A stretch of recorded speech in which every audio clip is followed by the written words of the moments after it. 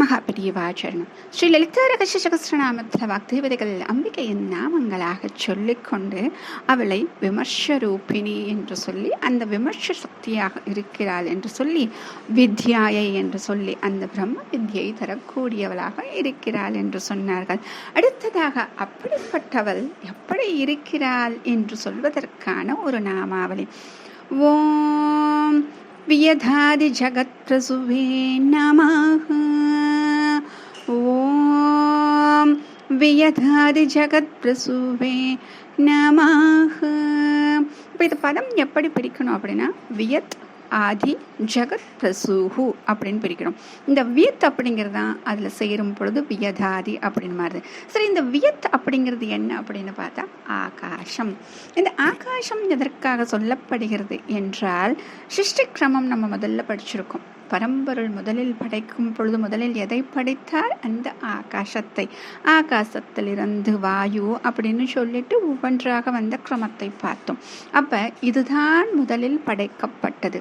அதனால ஆகாசம், ஆதி அப்படின்னா முதலான, ஜகத் அப்படின்னா உலகம், இந்த பிரசுகு இதுதான் இந்த நாமத்திலேயே அம்பிகையை அழகாக குறிக்கக்கூடியதாக, அவளை தாய் என்று சொல்லி நமக்கு அப்படின்னு சொல்லிட்டு நம்ம வாழ்க்கையில பார்க்கக்கூடிய ஒரு விஷயத்தை தொடர்புபடுத்தி சொல்லியிருக்காங்க அப்படின்னா அதை நாம் அனுபவித்த அந்த ஒரு விஷயமாக இருக்கும். ஏன்னா சில சமயங்களில் அவர்கள் சொல்லக்கூடிய விஷயங்கள் நம்ம வாழ்க்கையில அனுபவித்திருக்கக்கூடியதாக இருக்கும் பொழுது அதனுடைய பொருள் இன்னும் நமக்கு விளங்கும் இல்லையா? அப்படித்தான் பிரசூஹு, தாயாக இருக்கக்கூடியவள் அந்த பிரசவிக்கிறாள் இல்லையா?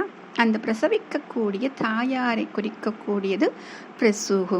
அப்போ இதில் என்ன சொல்கிறாங்க அப்படின்னா, ஆகாசம் முதலான உலகம் அனைத்தையும் பிரசவித்தவள் அப்படின்னு சொல்கிறாங்க. அப்போ சிருஷ்டிக்கிரமத்தில் நம்ம முதல்ல பார்த்தது இதுதான். இந்த ஜெகத் அப்படின்னு சொல்கிறோம் இல்லையா, இந்த ஜெகத் அப்படிங்கிறதுக்கு மூல வார்த்தையாக என்ன இருக்கும் அப்படின்னு பார்த்தீங்க அப்படின்னா, சமஸ்கிருதத்தில் கச் கம் அப்படின்னு ரெண்டு இருக்கும்.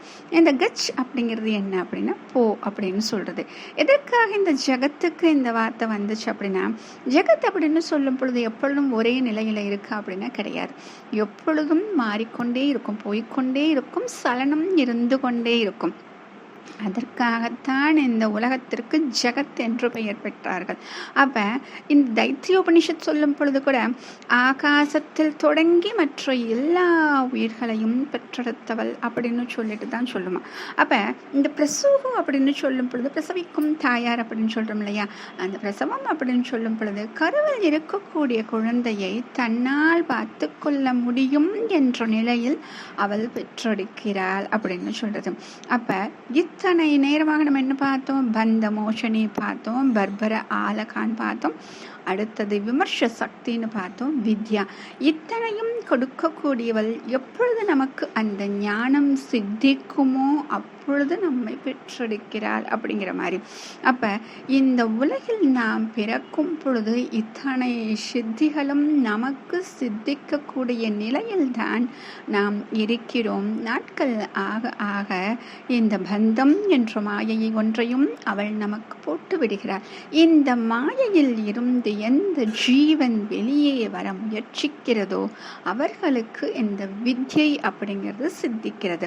அப்ப அங்கேதான் அந்த விமர்ச சக்தியாக இருந்து இந்த வித்யை கொடுக்கிறாள்.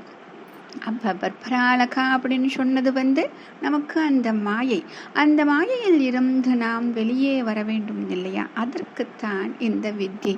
இப்படியெல்லாம் இருக்கக்கூடிய இந்த ஆத்மாக்களை, இந்த உலகத்தை பிரசவித்தவள் இவள் என்று சொல்கிறார்கள். மகாபெரியவாச்சரணம்.